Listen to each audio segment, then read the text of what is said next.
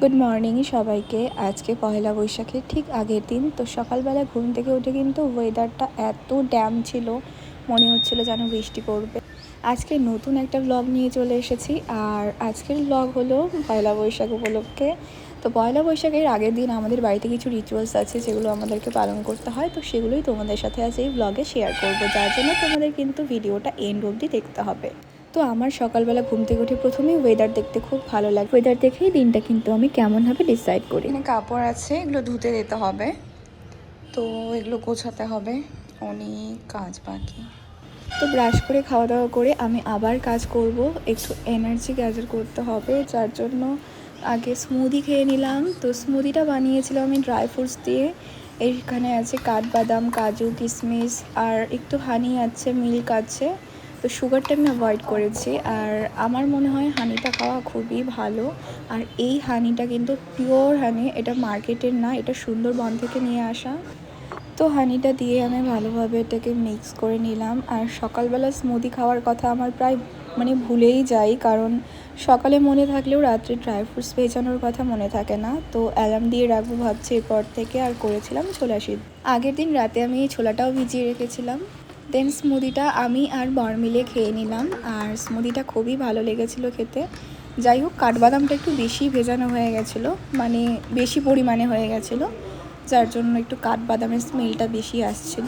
আর তারপরে ডালপুরি খাওয়ার পর ঘুগনি মুড়ি খেলাম, আর রান্নার জন্য তো এখানে প্রস্তুতি নিচ্ছিলাম। রান্নাটা করা হয়ে গেলে দেন আমি সময় পাবো আর ভালোভাবে পুজোটাও করতে পারবো।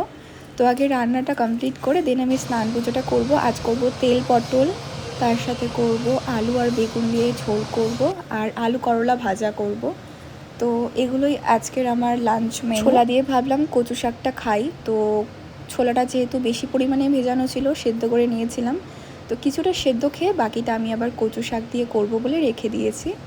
তো তার জন্য কিন্তু আমি কালো গাছের যে কচুগুলো বাজার থেকে নিয়ে এসেছিলো, সেগুলো লবণ হলুদ দিয়ে প্রথমেই ভাপিয়ে নিয়েছিলাম, কারণ কচুটা ভাপিয়ে নিলে নাকি চুলকানিটা অনেকটাই কমে। কচু খেলে আমার সত্যি মুখ চুলকায়, জানি না কেন। তো এটা কি আমার সাথেই হয় নাকি তোমাদের সাথেও হয়, আমাকে অবশ্যই কমেন্টে জানিও। তাছাড়া আমার কিন্তু বেগুন খেলেও একটু মুখ চুলকায়। কচুটা রান্না হয়ে গেলে কচুটা ভাপাতে দিয়ে আমি আরেকদিকে ফোড়ন দিয়ে বেগুন আলুর ঝোলটা টমেটো দিয়ে করব, তাই ওটাকে ভালোভাবে সেদ্ধ করে নিচ্ছিলাম। ফাইনালি সমস্ত রান্নাটা কথা বলতে বলতে আমি কমপ্লিট করে ফেললাম। এবার চলো রুমে যাওয়া যাক। এখন বাজে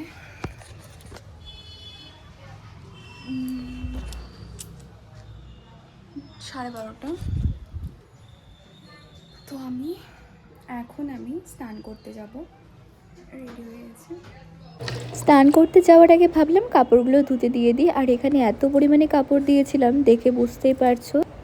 স্নান করে চলে এসেছি, এখন স্কিন কেয়ারটা করে নেব। তো টোনার দিয়ে সিরাম, ময়শ্চারাইজার, ঠিক আমি যেভাবেই করি স্কিন কেয়ারটা তোমরা সকলেই জানো, আর যদি না জেনে থাকো তাহলে আমার চ্যানেলে অলরেডি আমি আপলোড করে রেখেছি, সেই ভিডিওটা দেখে নিও। স্নান করে আমি লাল পাড় সাদা শাড়ি পরে রেডি হয়ে গেছি পুজো করার জন্য। ঠাকুর ঘরটা মুছে ছাদে চলে গেলাম। তো ছাদে গিয়ে দেখছি অনেক ফুল ফুটেছে, তো নিয়ে আসলাম। দেন ভালোভাবে আজকে ধূপ ধুনো দিয়ে ভালোভাবে পুজোটা কমপ্লিট করলাম। আর তুলসী তলায় কিন্তু আজ আমাদের ছড়া টাঙানোর দিন। আর দেখো আজ পয়লা বৈশাখের আগের দিন জন্যে বছরের শেষ দিন, তাই ধোয়া কাচা অনেক ছিল। তো এখন সন্ধ্যাবেলা আমি এখন খাবো, দেখাই এখানে মুড়ি, ঠিক আছে, মুড়ি খাচ্ছি। এখানে চানাচুরার তেল নিয়েছি, তার সাথে নেব আমি কাঁচা লঙ্কা। তো কাঁচা লঙ্কা দিয়ে খেতে আমার খুব ভালো লাগে। তো কাঁচা লঙ্কার সাথে আমি এখানে শসাও দেবো একটা। এখানে যে কাঁচা লঙ্কা আছে, কাঁচা লঙ্কা দুটো নেব, শসা একটা আছে ওখানে। তো এই মুড়ি নিয়ে নিয়েছি, এবারে এই এক গামলা মুড়ি আমি খাবো এখানে বসে। উফ, এখানে সন্ধ্যাবেলা চা করেছিলাম। আজকে নতুন একটা বিস্কিট ওপেন করলাম, মমস ম্যাজিক। এটা আমার ওয়ান অফ দ্য ফেভারিট বলতে পারো। তো কদিন আগে আমি এগুলো মাজতে হবে তাই রাখা আছে। কদিন আগে এখানে বানিয়েছিলাম বুন্দিয়া আর একটু জিলিপি। তো এখন বাজে কটা দেখো, 7টা বাজে।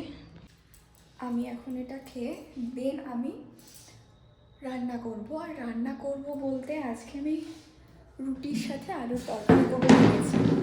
তো এখন 7টা বাজে, আমাকে ঝটপট করতে হবে, খুব তাড়াহুড়ো করে খেতে হবে। খেয়ে কারণ আমার আজকে এত কাজ আছে, আমি ভেবে আজকে ঘর মুছবো, তারপরে ঘর মোছার পর